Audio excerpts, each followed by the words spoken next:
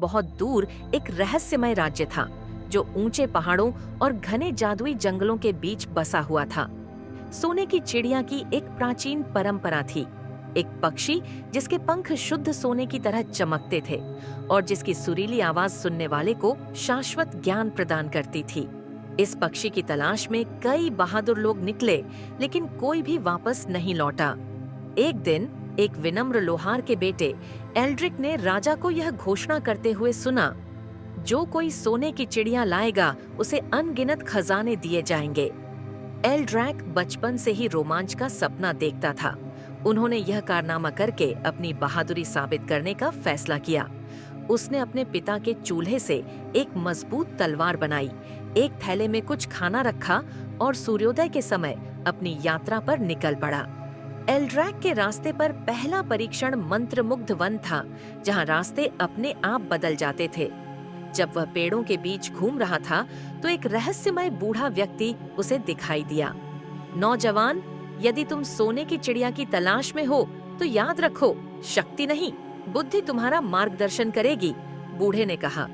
बूढ़े व्यक्ति ने एल्ड्रैक को एक चांदी की घंटी दी और कहा, जब आप परेशानी में हो तो इसे खेलें।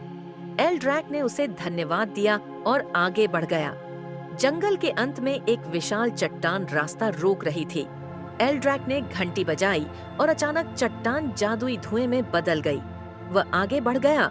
अब उसे विश्वास हो गया कि उसकी यात्रा आसान नहीं होगी।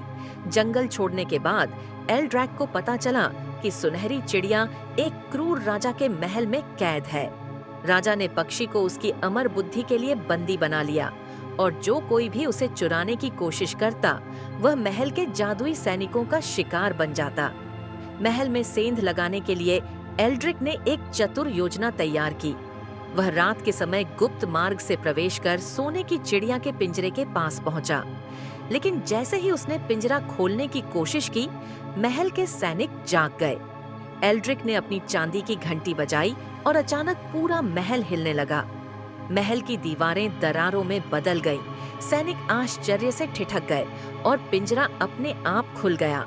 सुनहरी चिड़िया सुंदर रोशनी के साथ आकाश में उड़ गई। एल्ड्रिक वापस राजा के पास गया और सुनहरे पक्षी की मुक्ति की कहानी बताई। राजा पहले तो क्रोधित हुआ, लेकिन पक्षी के जादू के कारण जल्द ही मुस्कुराने लगा। आपने बल के बजाय बुद्धि और दयालुता से काम लिया है, यह सच्ची बहादुरी है। आपका इनाम सोना या चांदी नहीं है, बल्कि इस यात्रा में आपने जो ज्ञान प्राप्त किया है वह है।